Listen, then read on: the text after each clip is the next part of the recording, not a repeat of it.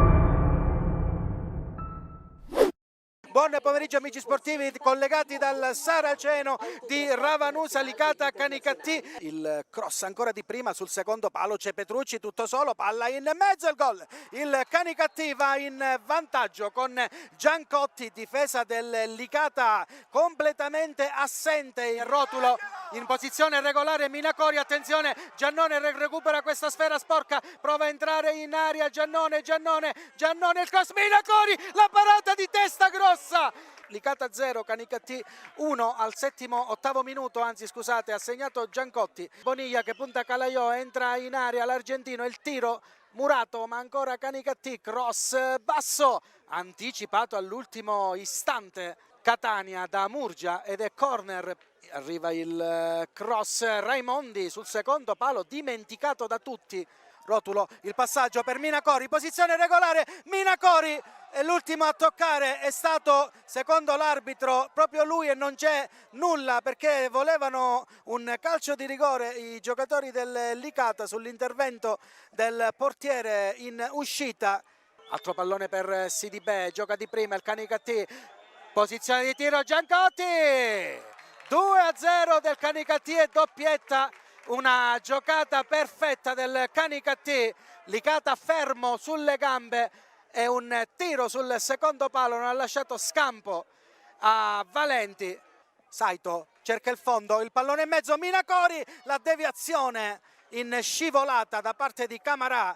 Pallone buono verso Minacori, lo stop di prima, il palo, è un Licata sfortunato, attenzione, calcio di rigore, si è addormentato Camarà e Currò gli ha soffiato il pallone, non protesta nemmeno Camarà.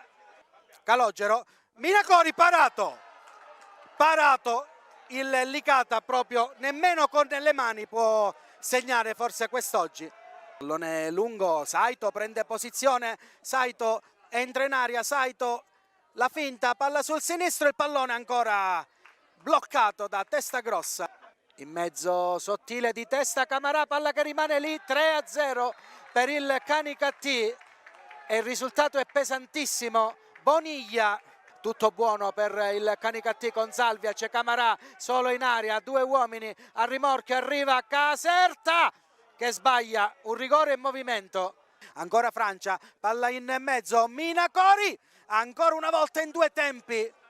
Iezzi prova a far tutto da solo sulla sinistra, trova il fondo, attenzione, Iezzi, il palo, a dire no a Iezzi e proprio su questa azione arriva il triplice fischio. Licata che tracolla di fronte al Canicattì, 3-0 per i biancorossi che hanno vinto con merito grazie ai gol di Giancotti, doppietta e poi il tris ad opera di Boniglia.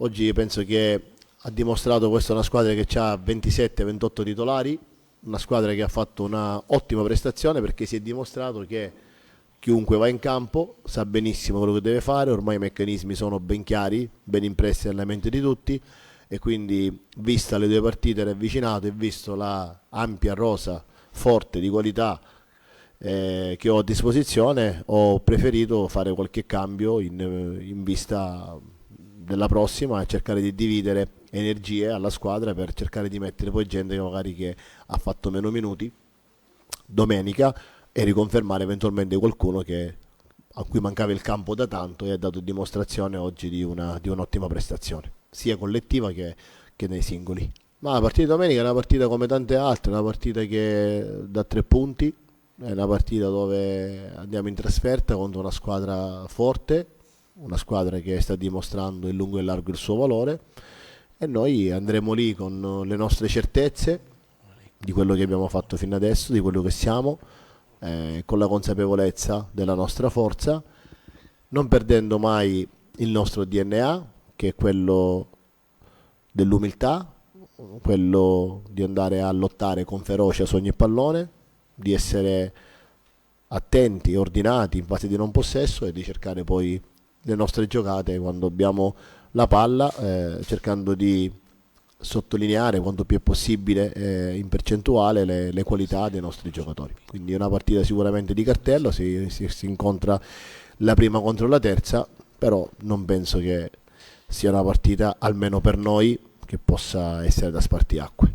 Io penso che oggi vada ad elogiare tutta la prestazione del Trapani, perché penso che il Trapani oggi abbia fatto una prestazione importante, ha fatto un bel calcio, è stato fluido, ha cercato di giocare con ritmo, ha messo in difficoltà l'avversario, andavamo bene alle catene laterali, avevamo una buona costruzione dal basso, loro ci aspettavano molto bassi, però nonostante ciò, nonostante loro difendevano con 8 giocatori nel primo terzo di campo, siamo riusciti sempre a creare il 2 contro 1 in ampiezza, riuscivamo ad andare bene con i centrocampisti, a invadere lo spazio fra i 3 difensori e il play, dove oltre al 3/4 riuscivamo a mettere spesso un 3/4 esterno o più un inserimento del centrocampista, quindi la prestazione di Bollino sicuramente e di Samachè sono delle prestazioni importanti. Sono contento particolarmente per Mauro perché non ha passato un periodo bellissimo ultimamente, quindi meritava forse anche qualcosa in più perché ha preso 2 pali, ha fatto un gran gol, ha dato tanto per la squadra, e anche Samachè che si è fatto trovare ancora una volta pronto, confermando la sua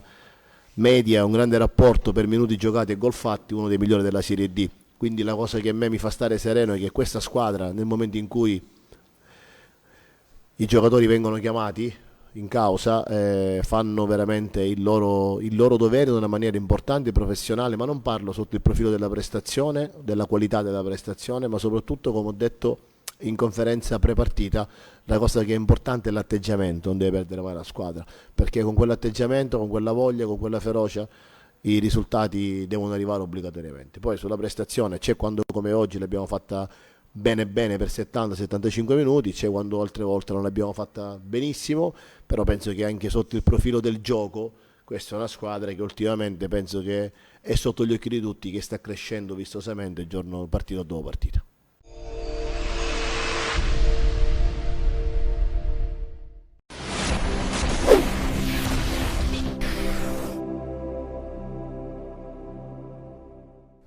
Sant'Agatesi fermati da qualche errore di troppo sotto porta, così come accade già al secondo minuto quando Marcellino si presenta tu per tu con Sorrentino ma calcia al lato.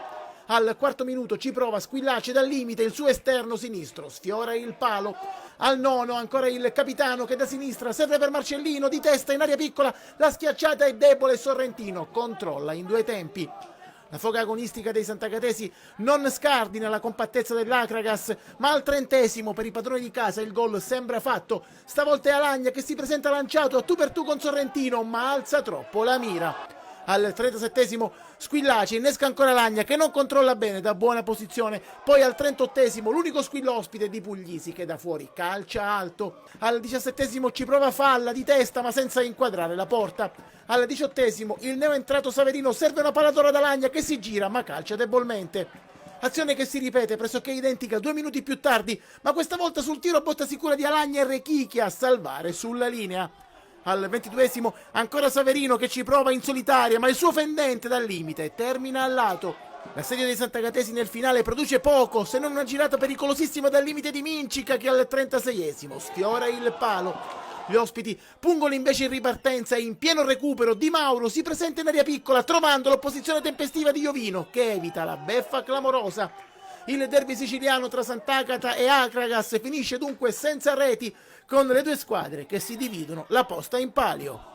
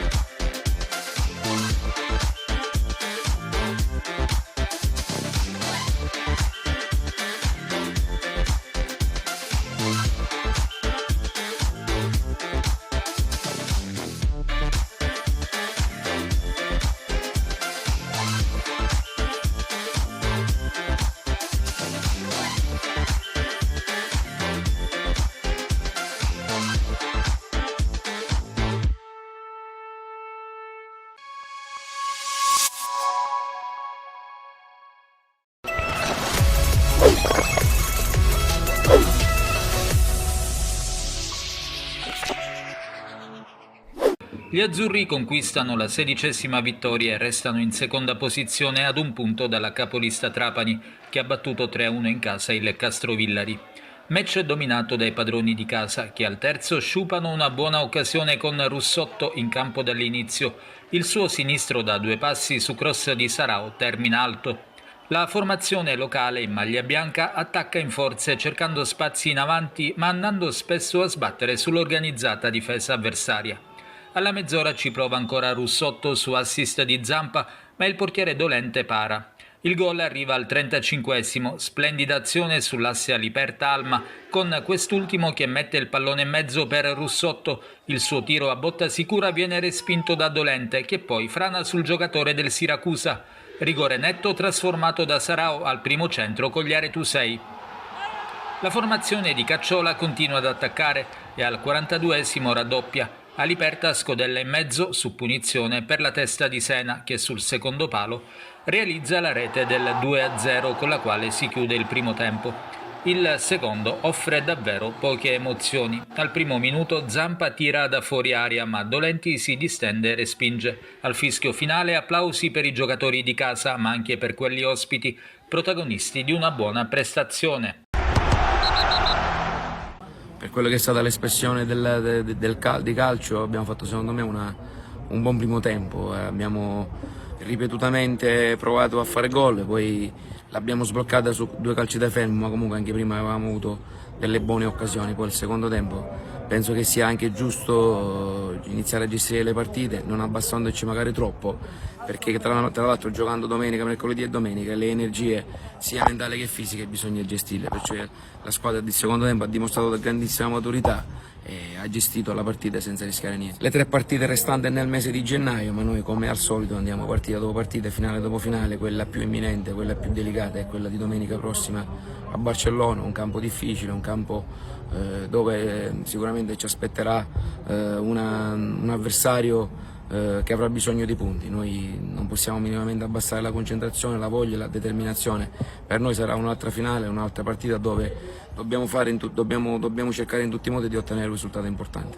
Volevo venire a giocare qui perché qui sono stato bene di più, qui ho amici che sento spesso, quindi ero veramente felice. Poi è stata una partita, la mia squadra ha fatto secondo me molto bene. 2 episodi ci hanno castigato, con queste squadre non si può sbagliare niente perché sono micidiali. Quando voi siete venuti a San Cataldo era un'altra squadra, avevamo un altro allenatore, ora abbiamo cambiato, abbiamo fatto molto bene come dici tu, siamo stati in crescita, ora abbiamo avuto qualche problemino ma secondo me ci manca qualche punto perché la squadra gioca bene, domenica abbiamo uno scontro importante, Salvezza in casa, quindi credo che questa squadra ha grandi margini di miglioramento perché non è da tutti uscire fra gli applausi qui a Siracusa. Credo che anche i tifosi ci hanno apprezzato.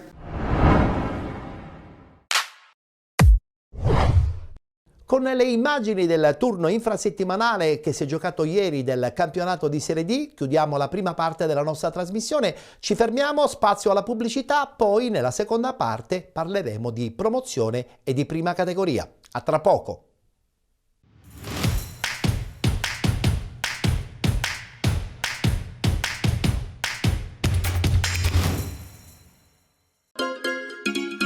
Benvenuti da Giada Immobiliare.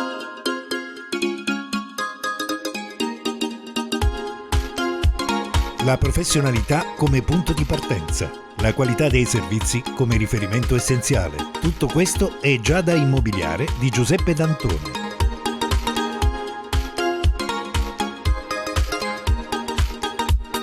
Servizi di compravendita ed affitti, supporto per concessioni mutui e consulenza finanziaria ed inoltre assistenza a partecipazione ad aste giudiziarie e consulenza tecnico-legale. Giada Immobiliare, via Etnea 734, Catania. Info 095 61 74 981 oppure 095 61 74 973. Visita il sito con le nostre proposte www.giada-immobiliare.it. Giada Immobiliare, insieme a te per comprare e vendere.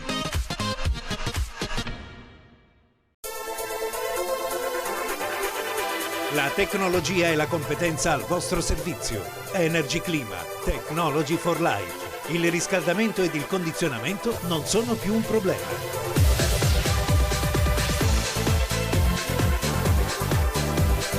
Da Energy Clima, servizio, qualità ed efficienza nel montaggio e smontaggio. Ed inoltre smaltimento del vostro vecchio impianto.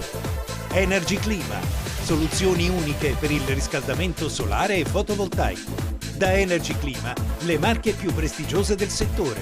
Climatizzazione Fujitsu, Hisense, Baxi, Mitsui, Toshiba, Clivet. Energy Clima, assistenza completa, dalla manutenzione al bollino di verifica della vostra caldaia.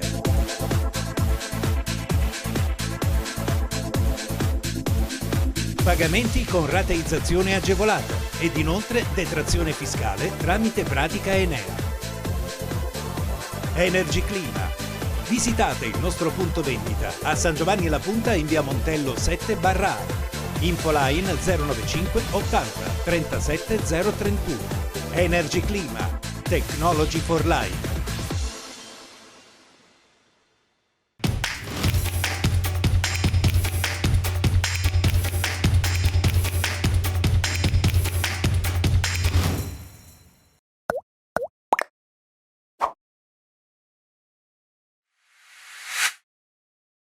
Eccoci rientrati dopo lo spazio pubblicitario, siete con TVM Palermo, canale 19 del digitale terrestre, ma siete soprattutto con Penalty, tutto il calcio di cui il calcio vero non parla mai. La puntata del giovedì dedicata questa settimana nella prima parte al campionato di Serie D, mentre adesso diamo subito spazio al campionato di promozione con i 4 gironi. Partiamo con il girone A.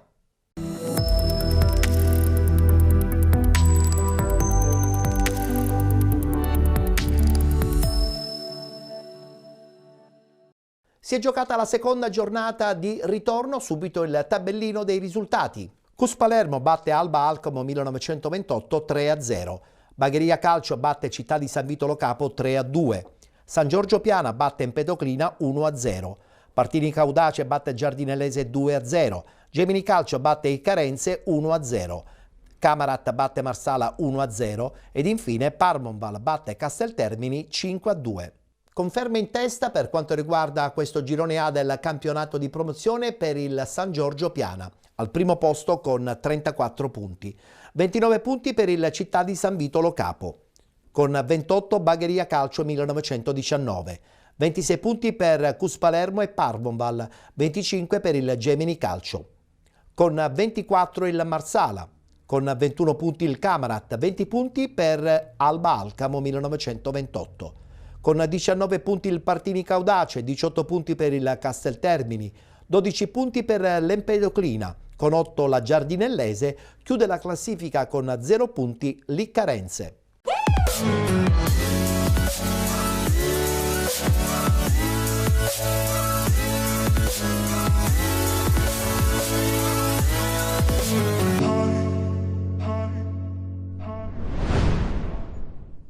Dopo 9 risultati utili consecutivi, il Marsala di Mister Bruccoleri torna con una sconfitta da Cammarata, gara persa per 1-0, goleador di giornata Bamba, un Marsala che non è apparso tonico come le precedenti uscite, un Marsala che adesso deve subito mettere alle spalle questa vittoria e pensare al proseguo del campionato. Era difficile immaginare una squadra che potesse vincere direttamente il torneo perché il divario con la prima in classifica è tanto, ma c'è anche la via dei playoff da percorrere e questo mister Bruccoleri e tutta la società lo sanno e dunque stringersi attorno a questi ragazzi per programmare le prossime partite, per risalire la classifica, per ottenere il miglior piazzamento possibile e poi giocarsela tutta ai playoff.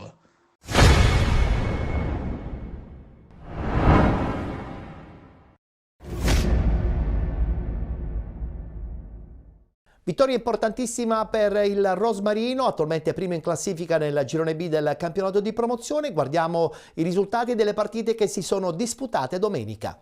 Gioiosa batte Lascari Cefalù 1-0, Aquila batte Promende 2-1, Città di Mistretta batte Nuova Rinascita 2-0, San Fratello Città di Galati 2-2, Valle del Mela Calcio Sant'Angiolese 1-1, Aluntina batte Nuova Azzurra Fenice 5-1, Rosmarino batte Atletico Messina 2-0.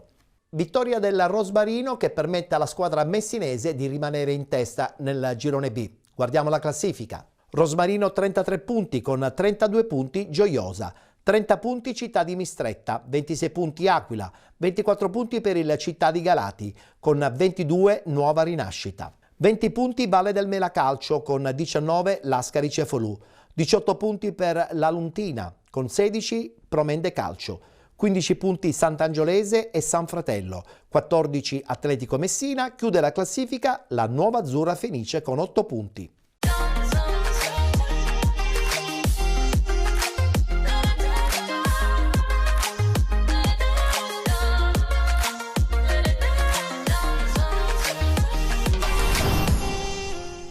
«50 giorni dopo l'ultima vittoria in campionato, l'Aquila ritrova il successo nel derby casalingo contro la Promende e accorcia in classifica sulla terza posizione occupata dal Mistretta, distante adesso 4 lunghezze. Una sfida che la formazione di Nico Caragliano potrebbe subito sbloccare dopo 4 minuti, ma Di Bella, ben servito in aria dalla Guidara, spara addosso a Alleruzzo che si salva in angolo. Insiste comunque la squadra di casa e all'11° il tentativo dell'ex di turno Aloe non crea problemi al portiere giallorosso. Al terzo tentativo però l'Aquila la sblocca quando al minuto 21 l'attaccante argentino Di Santoro prende in velocità la difesa lucese e da pochi passi batte Alleruzzo portando in vantaggio i suoi e firmando così la sua prima rete in maglia Aquila. La Promende è comunque viva e 2 minuti più tardi avrebbe subito la chance per pareggiare, ma un super Foti dice di no al destro ravvicinato di Maisano. Lo stesso numero 6 giallorosso ci prova di testa anche alla mezz'ora di gioco, non centrando però lo specchio della porta. Poi l'Aquila torna ad attaccare sfiorando a più riprese il raddoppio,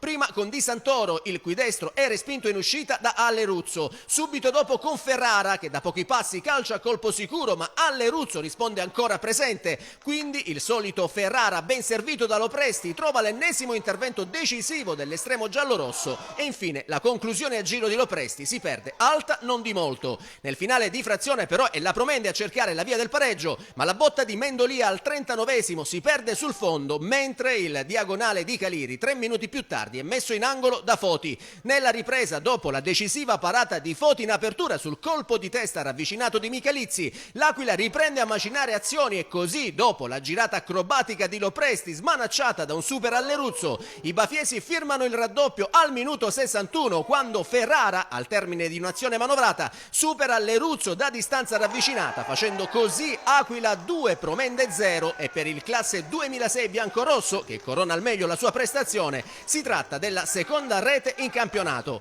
Caragliano concede passerella al giovane calciatore che pochi minuti dopo lascia il posto a Conte. Gara che sembra finita, ma all'83° il signor Lauria della sezione di Palermo concede alla Promende un calcio di rigore per un presunto fallo di mano in aria da parte di Presti, scatenando le vibranti proteste dei biancorossi. Dal dischetto il solito Trovato firma il gol del 2-1 e che gli vale come 8° sigillo in campionato. In pieno recupero c'è tempo per un'ultima occasione a favore dell'Aquila con la punizione di Chicco Danna che si perde alta non di molto. Il 2-1 finale consegna all'Aquila il punto numero 26 in classifica, biancorossi che si confermano al 4° posto nel girone B di promozione, mentre la Promende rimane al 5° posto con 16 punti a +1 sulla zona play-out.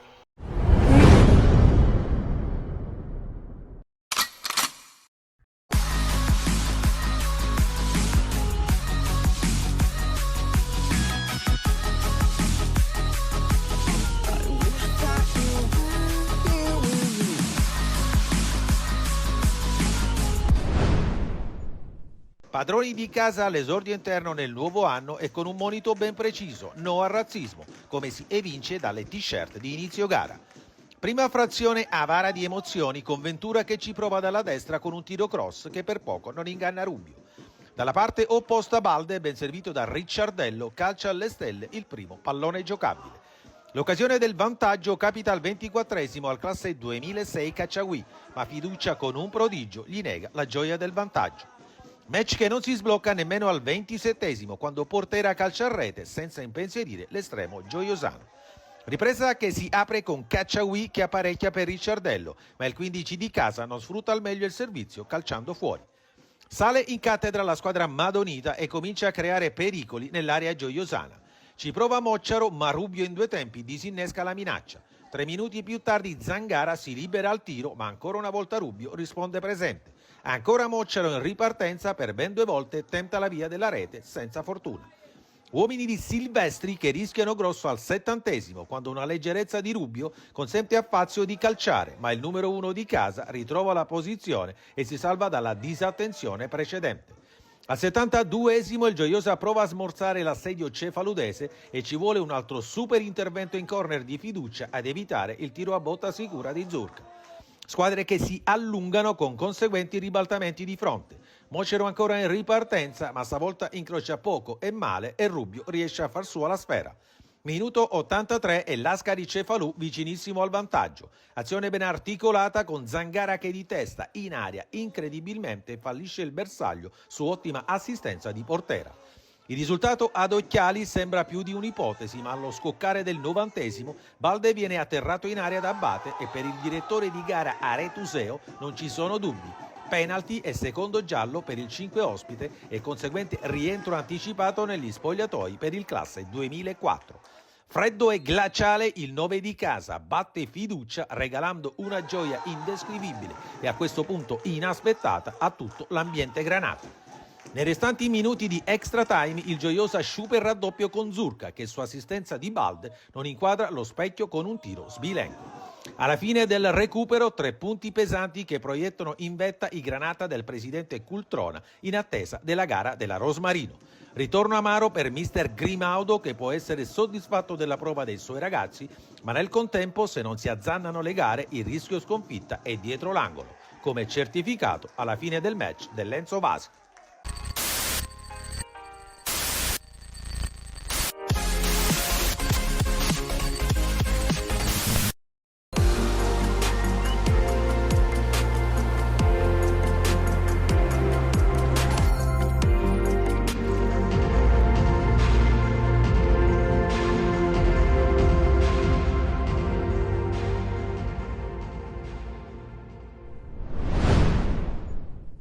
Etichettato come il classico match calcio champagne, delude le attese la sfida del comunale di Giammoro tra il Valle del Mela e la Sant'Angiolese. Prima frazione con pochissime emozioni e tutte di marca locale.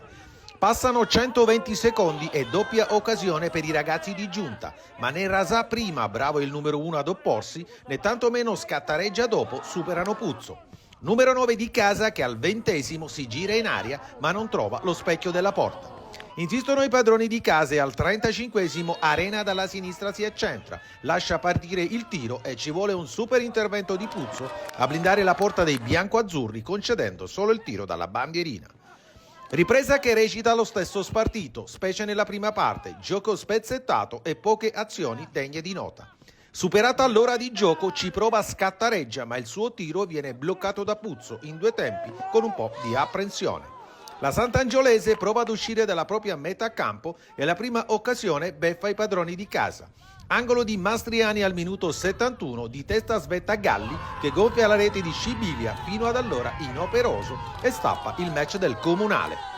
Il gol sembra scrollare gli ospiti che tentano con Nibali il raddoppio, ma il suo tiro si spegne fuori dallo specchio. Scattareggia e compagni provano a produrre lo sforzo maggiore e costruiscono un'azione tambureggiante in area biancazzurra al 78°. Forse qualche fallo di troppo in attacco, ma alla fine bella macina di testa trova l'opposizione di Tuccio sulla linea che disinnesca la minaccia sostituendosi al proprio guardiapali. Nulla può il classe 2002 6 minuti più tardi, quando dagli sviluppi di tiro dalla bandierina Rasà di testa riesce a bucare la rete ospite raggiungendo il meritato pari per quanto fatto nell'arco della gara.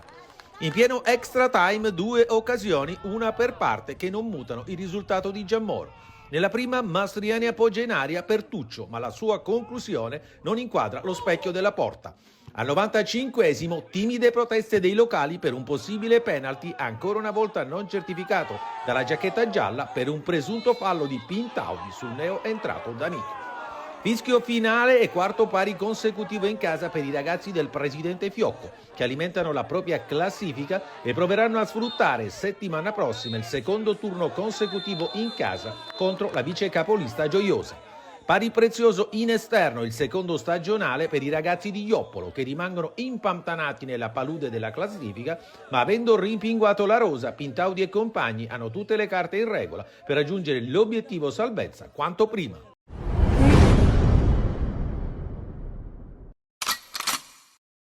E passiamo adesso al girone C del campionato di promozione, dove c'è ancora la conferma del Real Aci.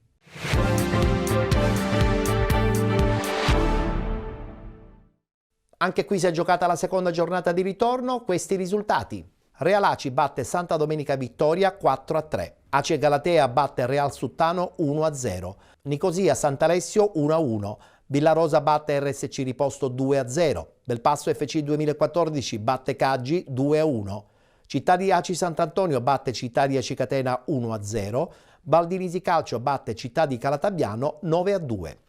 Come ho detto poc'anzi, continua a vincere il Real Aci che si conferma in vetta nel girone C del campionato di promozione. La squadra di Manca al primo posto con 38 punti, con 34 Città di Aci Sant'Antonio, 31 punti Nicosia, con 29 RSC Riposto, 27 punti Belpasso FC 2014, con 22 Aci e Galatea, 20 punti Villarosa e Sant'Alessio, con 19 Valdinisi Calcio, 15 punti Santa Domenica Vittoria, con 13 il Real Suttano, 7 punti per il Città di Calatabbiano ed il Caggi, con 5 punti Città di Aci Catena.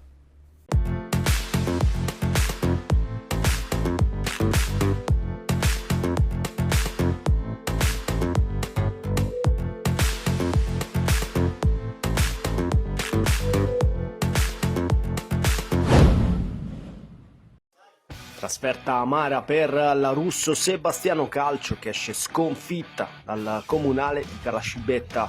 E 2-0 infatti il full time in favore del Villarosa San Sebastiano al termine di una gara approcciata non nel migliore dei modi e che ha visto i padroni di casa padroneggiare lungo i 90 minuti. Pronti via infatti subito padrone di casa ad attaccare. Il pallone intercettato da Pigliuca che poi ci prova da fuori. Grande risposta di Masias in tuffo. Minuto 4, azione manovrata, si arriva sull'out di sinistra. Cross al centro area. Stacco imperioso di Medenica che mette in rete per il vantaggio del Villarosa che sblocca il match e fa 1-0. Ancora padrone di casa a provarci. Poco dopo chance anche per il raddoppio con questo pallone recuperato, contropiede fulmineo, tiro da ottima posizione largo, si salva la RSC.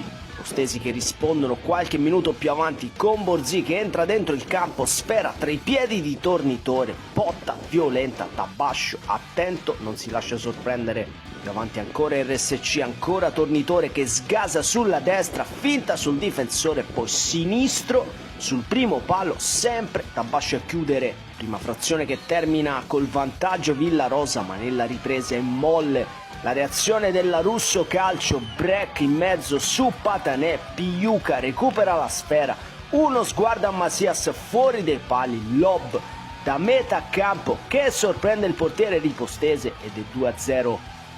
La Rosa che a metà tempo sfiora anche il possibile 3-0 con la conclusione da fuori di Valenti che termina di poco larga. L'unico squillo offensivo della RSC affidata alla classe di Fisichella sull'out di destra, bravo a liberarsi del difensore. Entra in aria il numero 9 che viene messo giù per il direttore di gara e simulazione del bomber ripostese. Ma presa diretta e replay sembrano dire altro. Non accadrà più nulla e di fatto sarà questo l'ultimo frame di questa sfida. Cade la RSC che tornerà in campo mercoledì in Coppa Italia contro il Vittoria.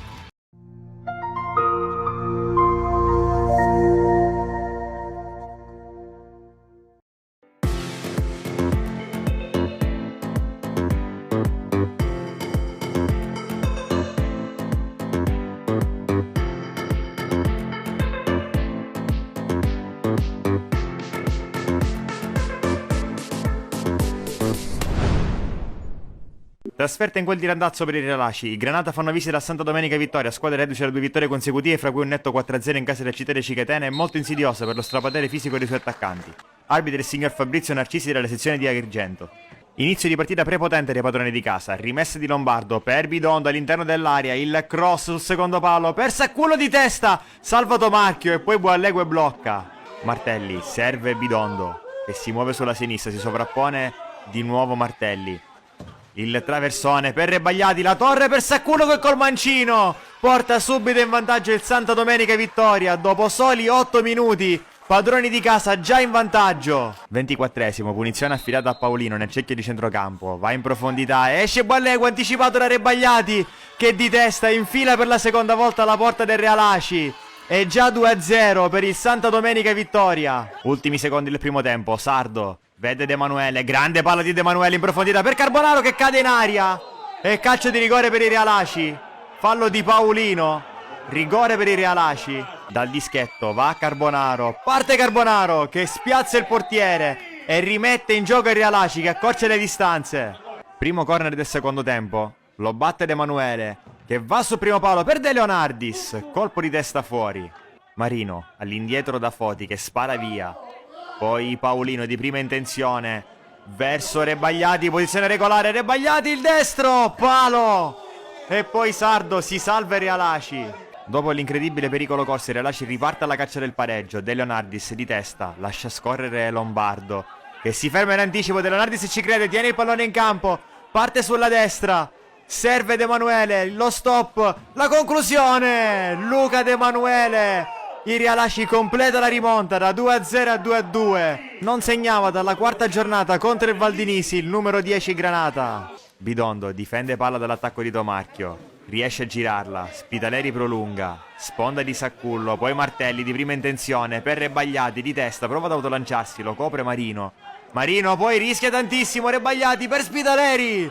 Grande uscita bassa di Buallegua che salva tutto. Rimessa laterale di Montagno per Bidondo. Bidondo ha spazio per crossare, la mette al centro per Rebagliati di testa che sfiora il palo. Un quarto d'ora alla fine, Tomarchio fermato, poi lancio in profondità dove c'è Rebagliati a duello con Foti.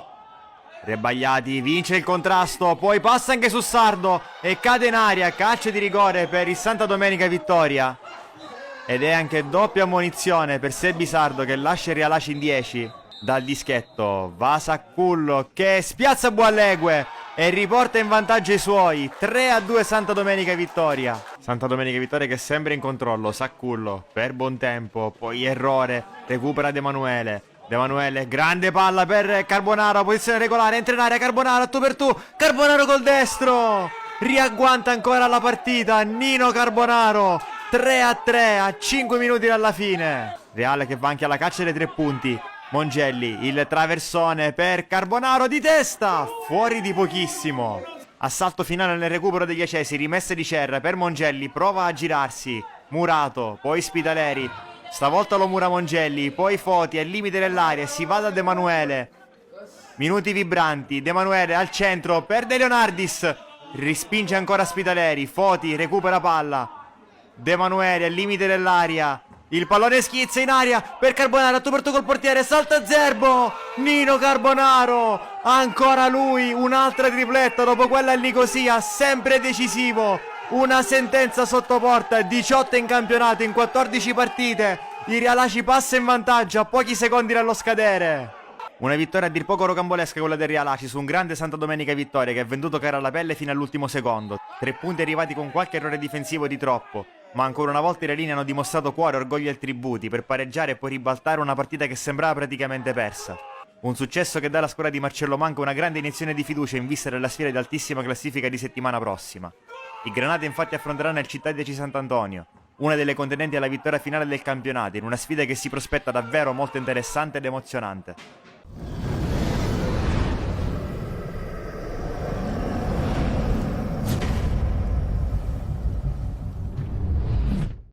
Chiudiamo il tabellino del campionato di promozione guardando subito i risultati e le immagini del girone D.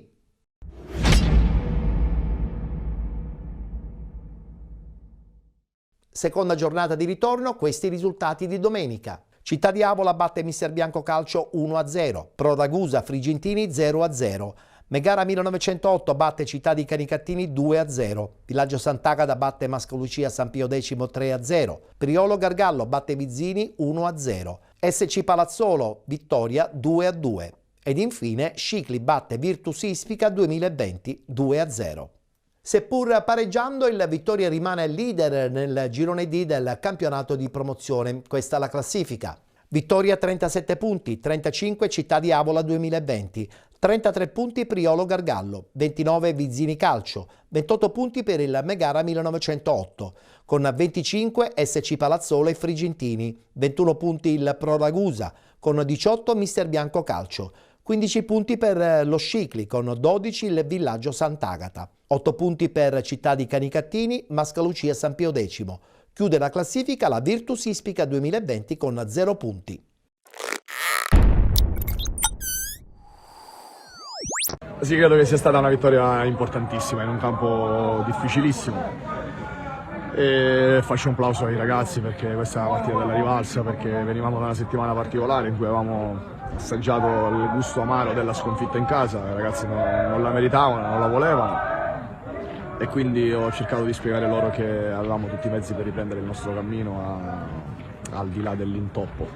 Quindi faccio complimenti a loro perché abbiamo giocato una partita maschia, determinata, una partita che andava fatta perché loro volevano assolutamente fare punti.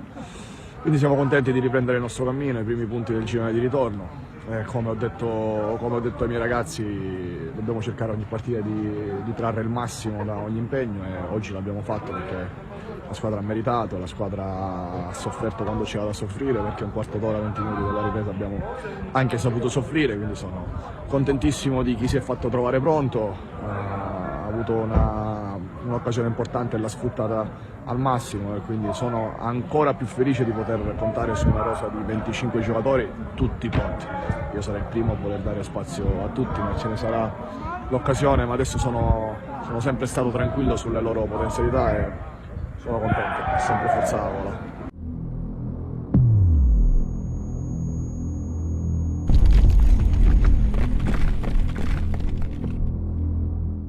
Dopo i risultati, le classifiche e le immagini del campionato di promozione, adesso è la volta del campionato di prima categoria, pertanto subito il rullo con i risultati, le classifiche e qualche immagine.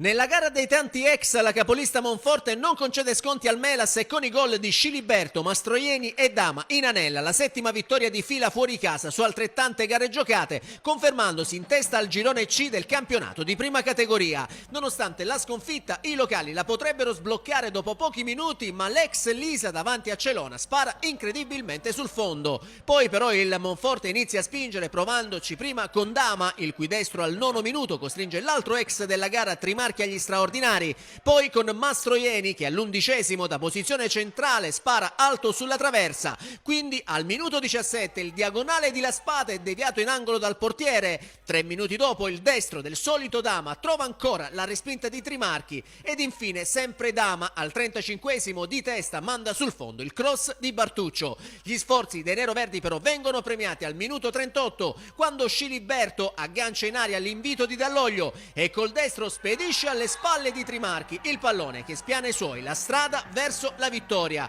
mentre per l'ex Valle del Mela si tratta della prima rete con la maglia monfortese. Il Melas non ci sta e prima dell'intervallo Lisa va via a campo aperto, ma solo il decisivo intervento in scivolata dell'esperto Dall'Oglio ferma la fuga del numero 11 di casa. Nella ripresa Monforte nuovamente in avanti alla ricerca del raddoppio e al 58° la botta di La Spada trova ancora l'ottima risposta di Trimarchi. Non è da meno il suo dirimpettaio Celona che 2 minuti dopo mette in angolo il destro di Cambria.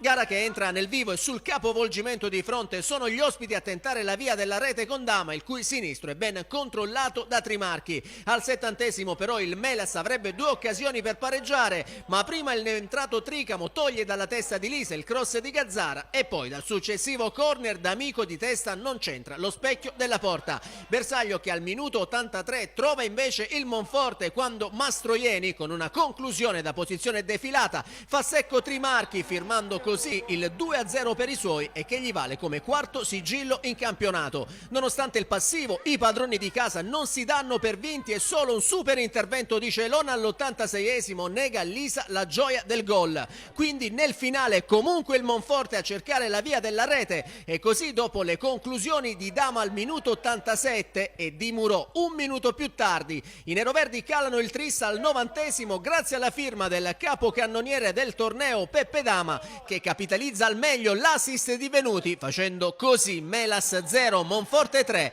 e per il bomber ospite si tratta della 17ª rete in 15 gare giocate. Con questo successo il 13° in campionato il Monforte si conferma al primo posto con 41 punti e con attacco e difesa migliori, mentre il Melas rimane al terzultimo posto con 11 punti.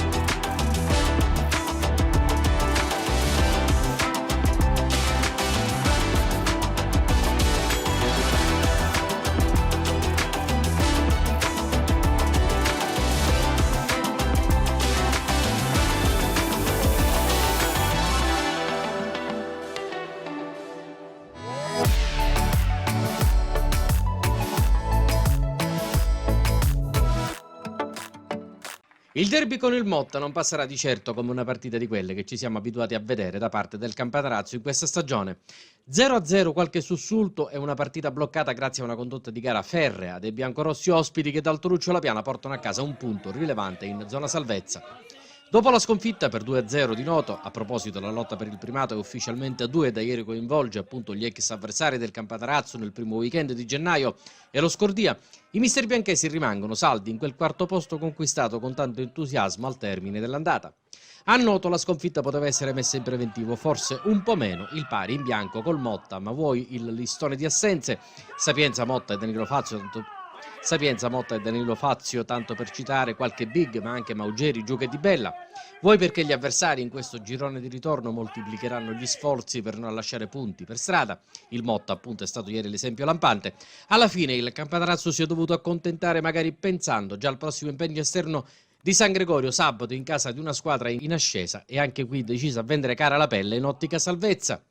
Nel primo tempo 2 episodi rilevanti, Gelardi che intercetta un pallone rilanciato dai biancorossi ospiti, Russo pronto ad apparecchiare per Milazzo e un tiro murato da Beltempo che decreta corner a favore del Campanarazzo. Poi una discutibile ammonizione per capitano Russo, reo a parere dell'arbitro Provenzano di Caltanissetta di una sbracciata, con tanto di dramma accentuato da parte dell'avversario. Episodio degno di giallo alla mezz'ora. Il Motta nel finale di primo tempo tenta di sorprendere i padroni di casa con Lavenia che la fa impennare di poco su punizione ed il primo tempo si chiude qui senza lacrime e sangue. Nella ripresa il giallo facile del direttore di gara coinvolge anche Gelardi. Non sarà una partita piena di scorrettezze, ma qualche pizzico di nervosismo da entrambi i lati influisce sull'andamento. Bravi comunque tutti a non eccedere nelle polemiche e non far scadere la contesa.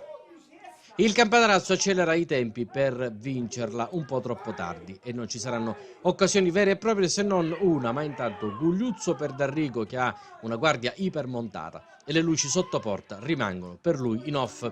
Idem per Gelardi, qui lanciato lateralmente sul proseguo dell'azione da Michele Fazio, il quale poi su corner vede Bruno abbrancare in presa senza offensive dei locali. Alla mezz'ora punizione di D'Arrigo e il Motta giganteggia sulle palle aeree anticipando testa. Di Mauro, il capitano ospite, prende in mano la squadra ma il veterano Michele Fazio controbatte mandando in area Anfuso. Niente di fatto. Un solo pericolo in 90 minuti, 2 per la verità da parte del Motta. Prima Di Mauro su punizione la fa filtrare e per fortuna dei biancazzurri di casa nessuno la arpiona sotto porta nel cuore dell'area di rigore. Poi un offside contestato ferma sul più bello Lavenia davanti al rientrante Giovanni Signorino. Con Giustolisi in campo per D'Arrigo, 87esimo e unico cambio operato dal tecnico Primo Rivoli, l'assalto finale è all'arma bianca del Campanarazzo. Russo raccoglie una corta respinta del Motta e di collo pieno per poco non fa il miracolo con un sinistro spettacolare. Il miracolo riesce a compierlo invece Bruno in volo che salva il Motta. Poi Anfuso di testa prova la prolunga su Giustolisi che scivola sul più bello. Russo ci riprova dalla distanza ma alla seconda è sempre un dato statistico quasi certo, il non ripetere certe prodezze. Così è nato questo 0-0 di metà gennaio 24 tra Campanarazzo e Motta.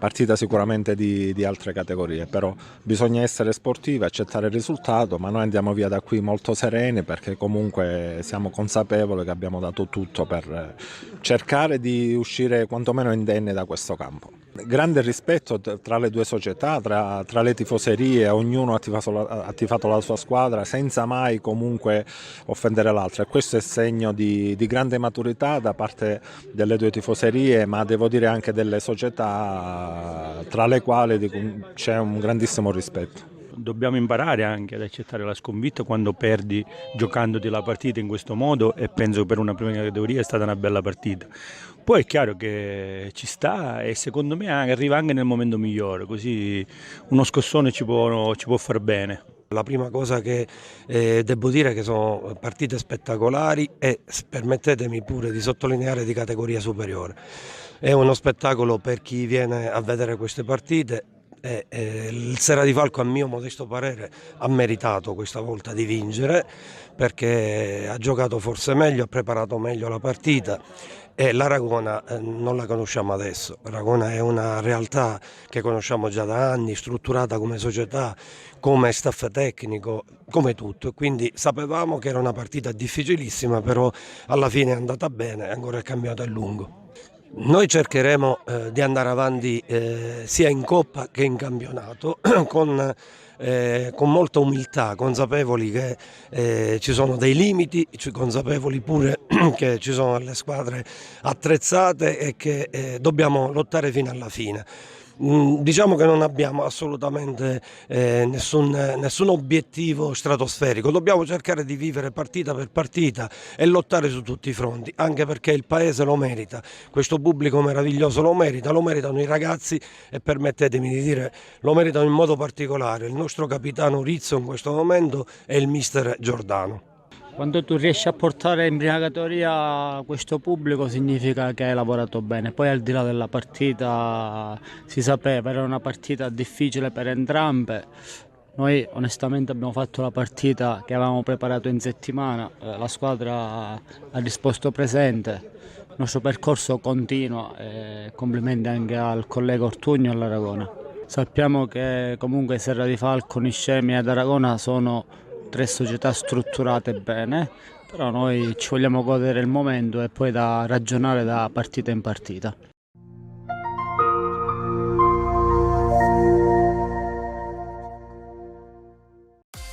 Con le immagini del campionato di prima categoria abbiamo concluso qui la puntata del giovedì di Penalty, tutto il calcio di cui il calcio vero non parla mai.